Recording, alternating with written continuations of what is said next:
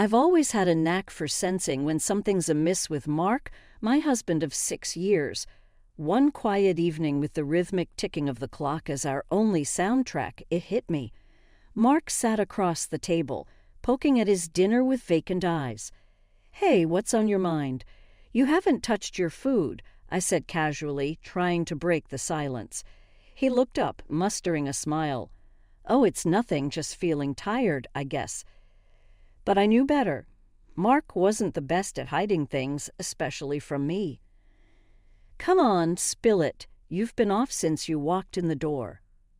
With a sigh, he confessed, "It's my mom. She called today." My heart sank a little. Linda, my mother-in-law, was, well, let's just say she had her own way of doing things. What did she want? I asked, bracing myself for the answer. "She wants to see Jake," he said, referring to our 4-year-old son. I was surprised. Linda hadn't shown much interest in us lately, especially after our falling out. Memories flooded back of our last encounter, her unsolicited advice ringing in my ears. "That's unexpected. What did you tell her?" I asked, trying to keep my tone light. Mark shrugged. I said I'd talk to you about it. An uncomfortable silence hung between us. Despite our differences, he still wanted his mother to be a part of our son's life, but I couldn't forget her past intrusions and peculiar ways. "Okay," I finally said. "She can see him, but I have conditions." Mark seemed relieved yet cautious. "Like what?" "She can only visit when I'm around. No unsupervised time with Jake, and no pushing her beliefs on him."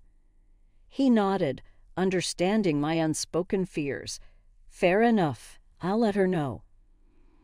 As I cleared the table, questions raced through my mind. Had Linda changed? Could I trust her with Jake? I didn't have the answers, but one thing was clear. I'd do anything to protect my son, and if that meant facing Linda head-on, so be it. That night, as I tucked Jake into bed, his innocent smile reminded me of what mattered most. I kissed his forehead, silently promising to shield him from whatever Linda might bring into our lives again. The day I met Linda for the first time is etched in my memory like a vivid scene from a movie. Mark had been preparing me all week, warning me about his different mother. "She's a bit eccentric, Clara. Just keep an open mind, okay?" he had said with a nervous laugh. I wasn't sure what to expect, but I was about to find out. We pulled up to a quaint, slightly overgrown house on the outskirts of town. Before we even got out of the car, the door swung open, revealing Linda in all her glory. Barefoot, with a tie-dye dress flowing around her ankles, she seemed to glide rather than walk towards us. Her hair was a cascade of gray waves, and her eyes sparkled with a kind of mischievous energy. "Mark, and you must be Clara," she exclaimed, pulling me into a surprisingly strong embrace. "Welcome to my sanctuary." The house was like a museum of esoteric artifacts. Crystals hung in the windows, and the smell of incense filled the air.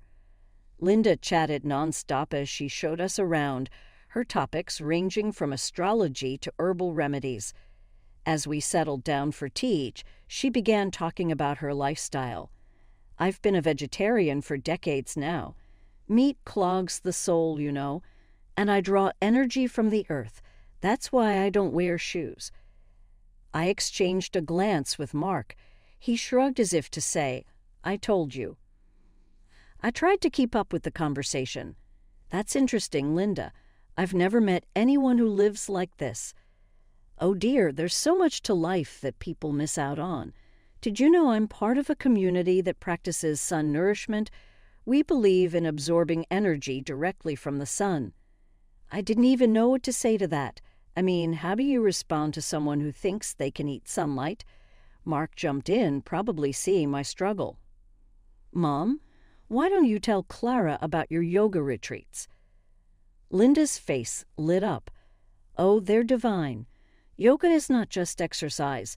It's a way to align your chakras and cleanse your aura." The rest of the visit passed in a blur of Linda's tales about her travels and spiritual awakenings. It was overwhelming, to say the least. On the drive home, I turned to Mark. "Your mom is certainly unique," I said, trying to find the right words.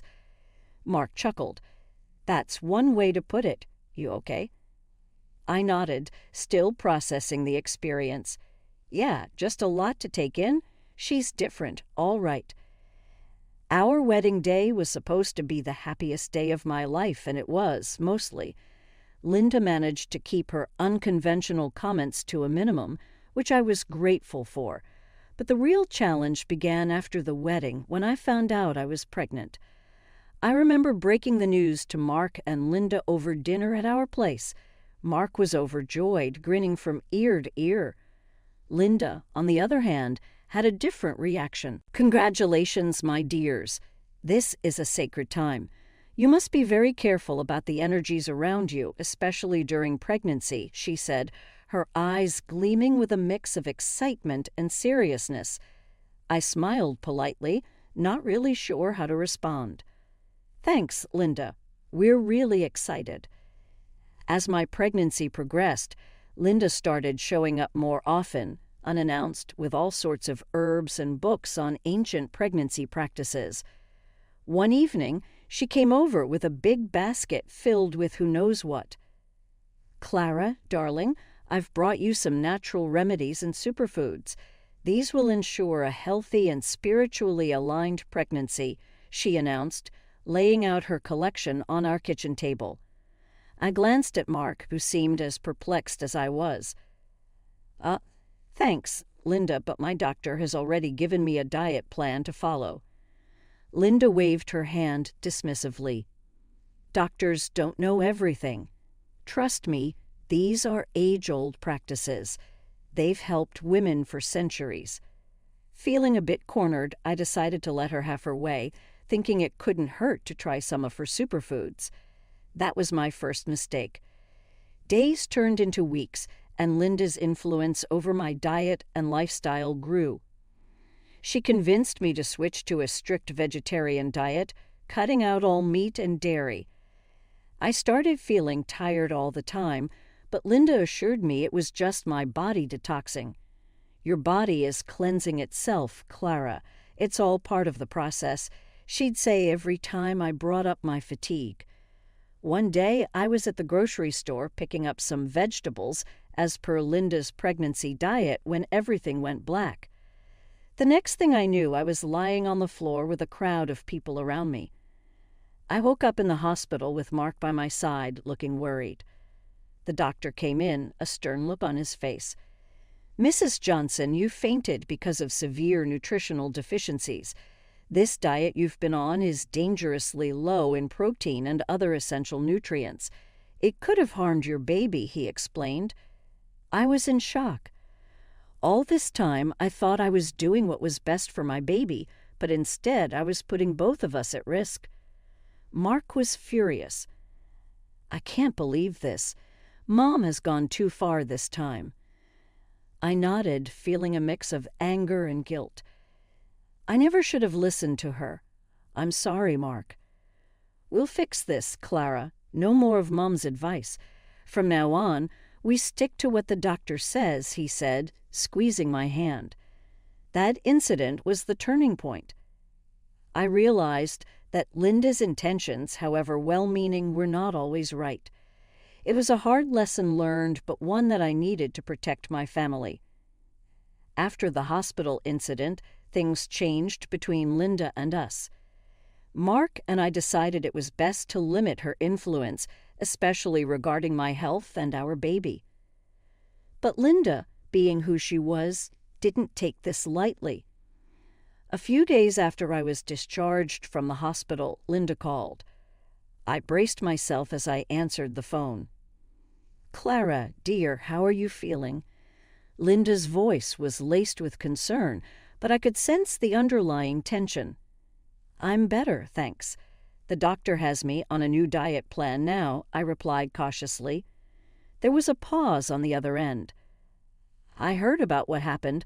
I'm just so worried about you and the baby. You know, conventional medicine. doesn't always know best. I took a deep breath, trying to keep my voice steady. Linda, I appreciate your concern, but the doctor was very clear. The diet you suggested wasn't right for me. It put the baby at risk.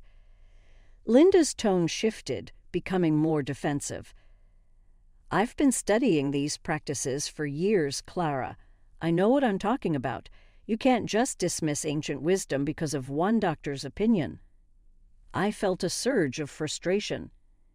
It's not just an opinion, Linda. I fainted. The baby could have been hurt. I can't take that risk.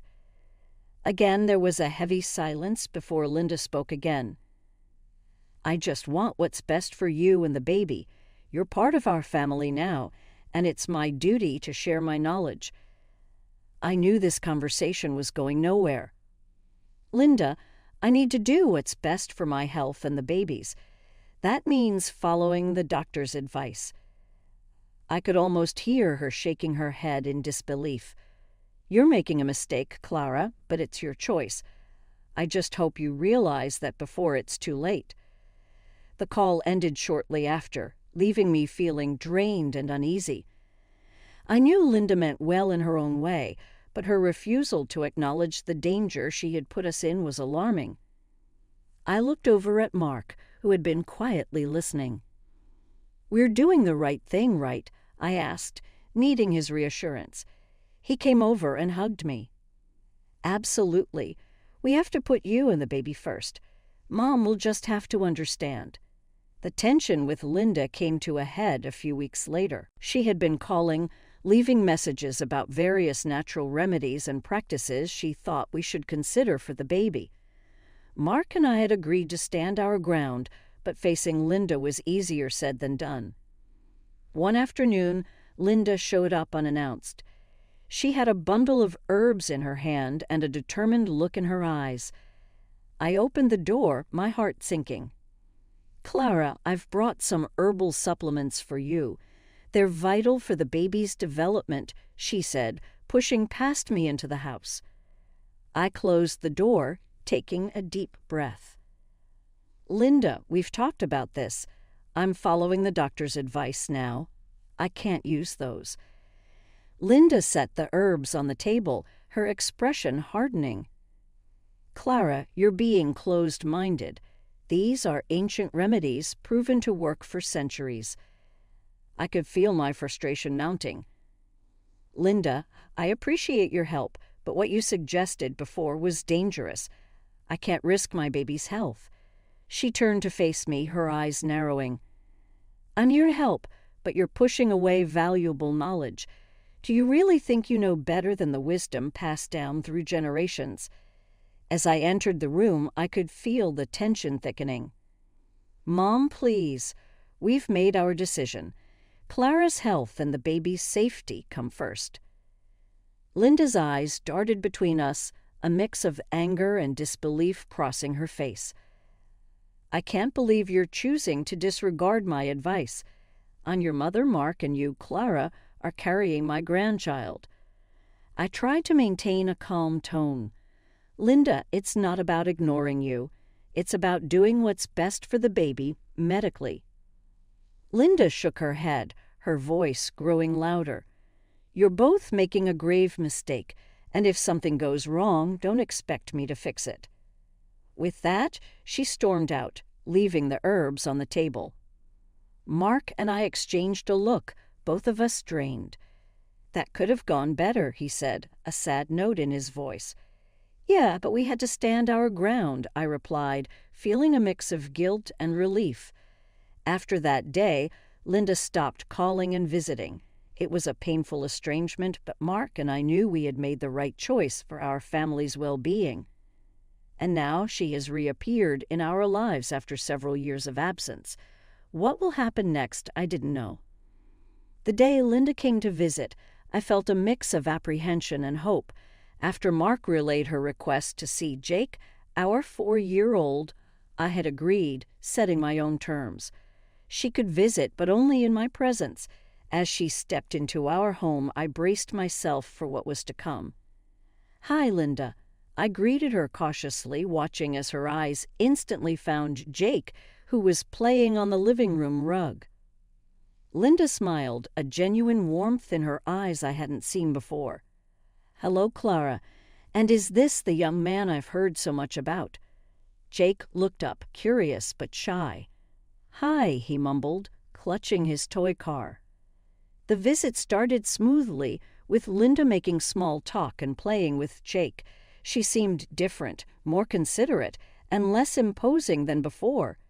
It was a relief, yet I couldn't shake off my guard completely. As we sat down for tea while Jake played nearby, Linda's conversation took a familiar turn, but with a new twist. "I've been exploring more into alternative medicine, Clara.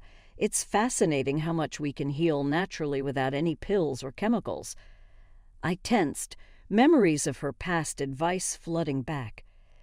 "That's interesting, Linda, but I believe in a balance between natural remedies and conventional medicine." Linda nodded, but there was a hint of her old stubbornness in her voice. "I understand, but I've moved past conventional medicine entirely now.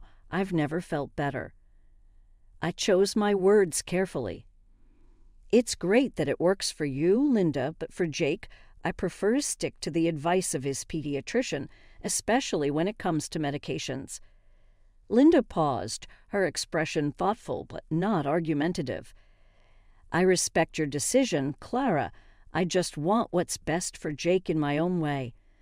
The visit ended on a positive note, with Linda promising to return soon. After she left, I sat down, trying to process everything. It was a step forward, but Linda's complete turn away from conventional medicine worried me.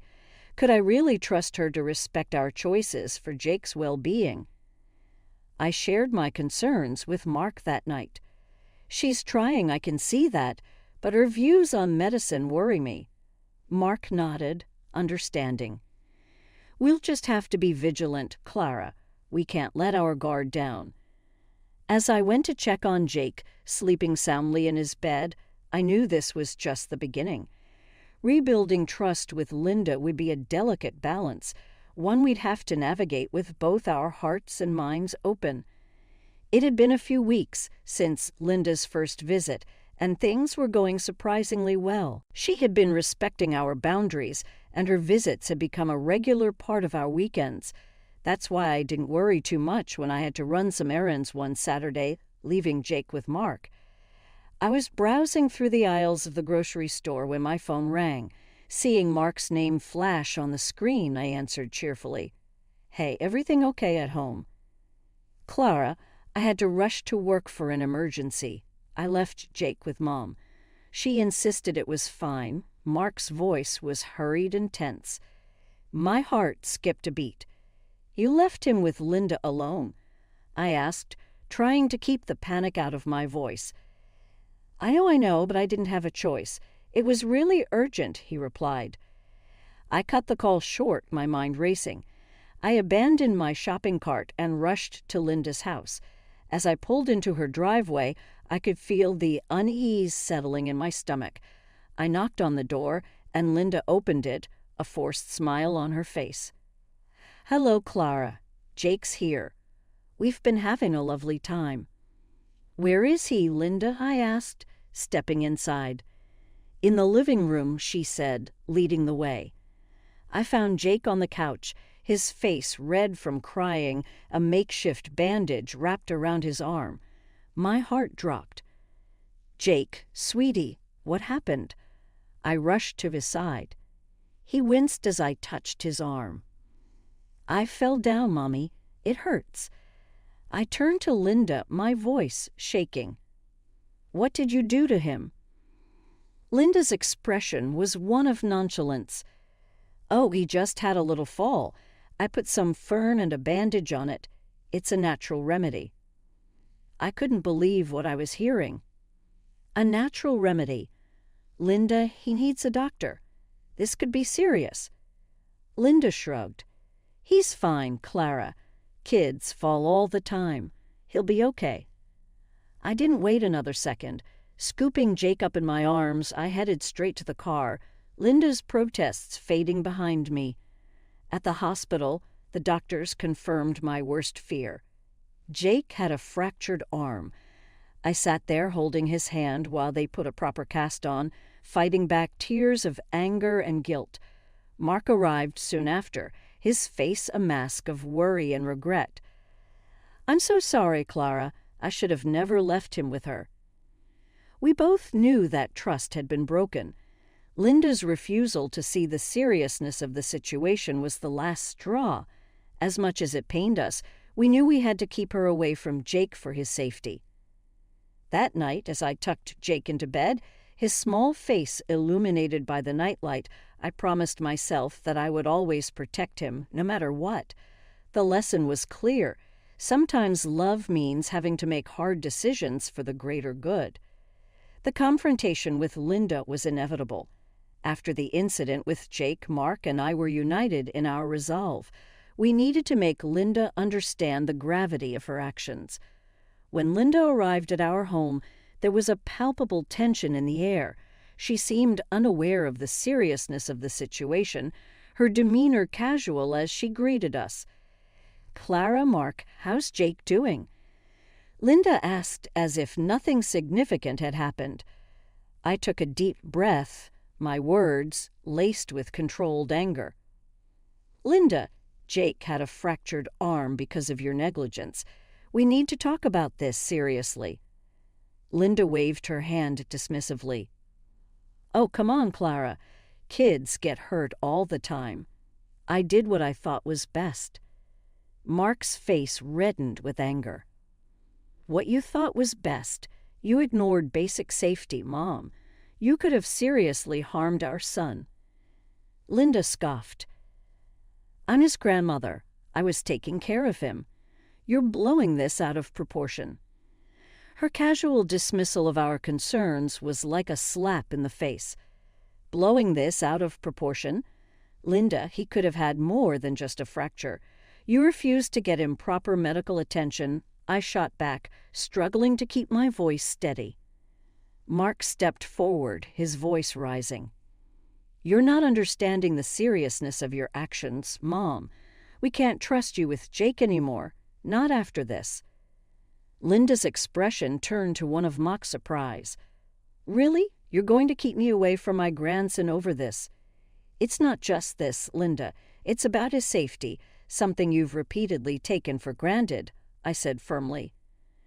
The tension between Linda, Mark, and me reached a breaking point.